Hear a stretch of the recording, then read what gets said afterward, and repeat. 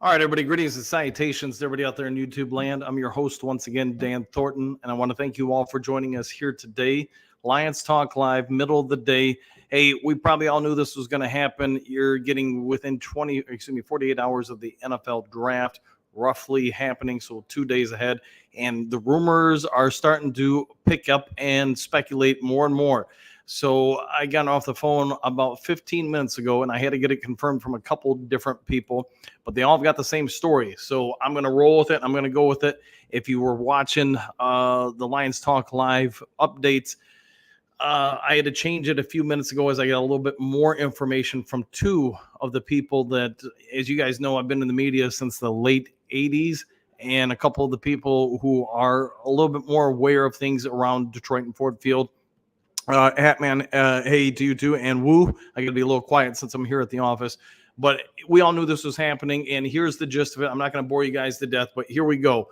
Brad Holmes today has just been on the phone talking to a number of different teams. I do not have a complete list of all the teams, but I do have a partial list. As you can tell from the thumbnail, one of those teams is indeed the Denver Broncos. I am told from several different sources that the Denver Broncos are desperately trying to acquire a second-round pick and a first-round pick for Patrick Surtain Jr. They want to use these along with their current first-round pick in an effort to trade up into the top 5 draft picks of this upcoming draft to acquire one of the quarterbacks that they have targeted to help rebuild their franchise. Patrick Surtain, I'm told, also has a number of different guidelines he would like in order to put up no fuss and go to another team. Detroit Lions are not the only team in this bidding war that apparently is unfolding before our eyes for the still on his rookie year contract cornerback. We all get Detroit's trying to fix the defense. We all get the speculation about Detroit trying to get a cornerback. We all understand they have interviewed the cornerback position more than any other position with their pre-draft interview process, and at an almost outrageous rate. So it would appear, whether it's a smoke signal or who knows whatever else, Brad Holmes and the Detroit Lions do want to try to target the cornerback position. And again, I'm not here to say if that's smoke screens or reality or whatever. I'm just here to report what is being told. The word is the Denver Broncos are in sell mode with Patrick Surtain Jr. They desperately want to get into the top 5. They feel they're going to need a lot more firepower to trade up. Who would they trade up with? Well, I think we all get, if we look at the list, the top 3 teams in this upcoming draft are all going to be quarterback needy teams. Arizona Cardinals, though, at 4, and the Los Angeles Chargers seem set at quarterback. One could even make an argument at 6 and 7, the same scenario.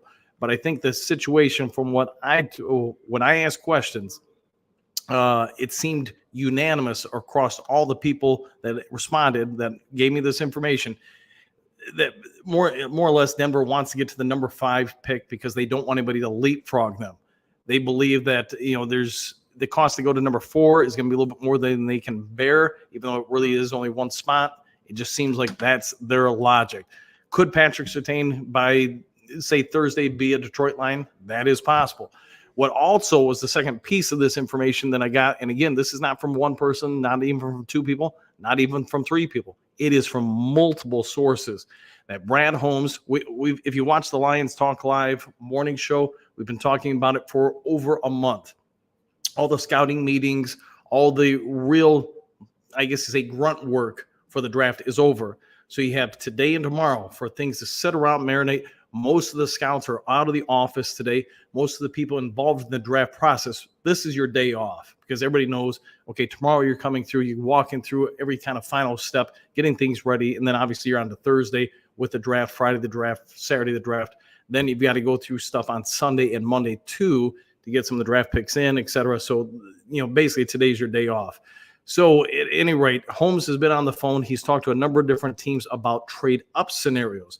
Again, he's not going all in on one particular option. He's making sure a ton of different options.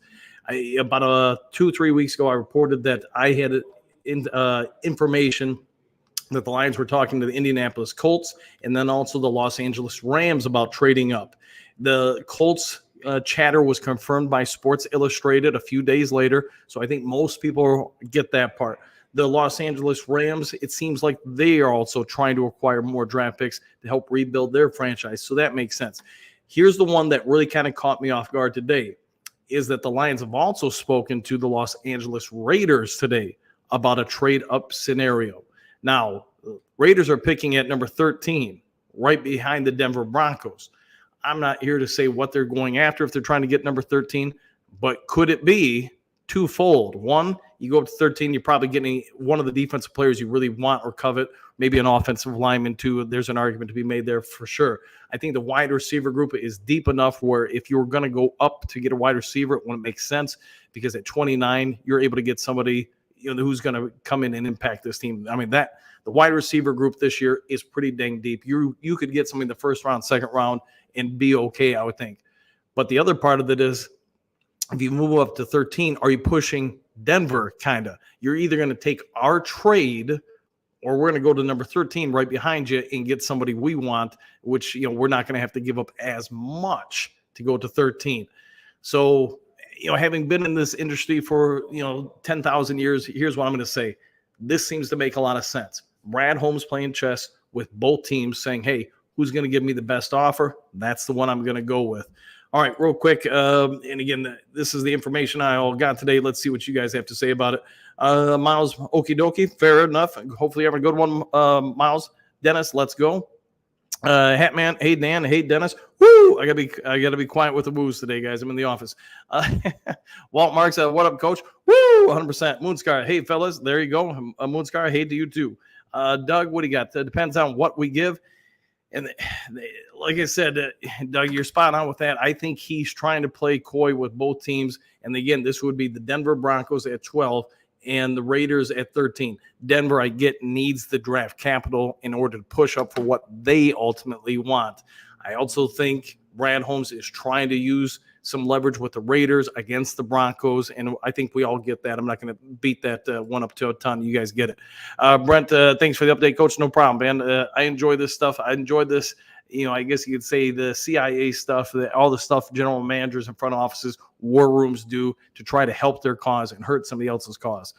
All right, Robert, are we surprised? No, Robert, I wouldn't be. Are you? I would think none of us are, so let's see what happens with it. As some of the other teams that I apparently got word that they talked to, more of it was confirmation on the Colts and, yes, the Rams. There was also a situation with the New Orleans Saints, but I think that news has been out for, I'd say, a week or so now, so it's not anything I'd be breaking on that one. That news has been out. My only question is, if it is the Saints and we trade up there, is Marshawn Lattimore a part of that trade?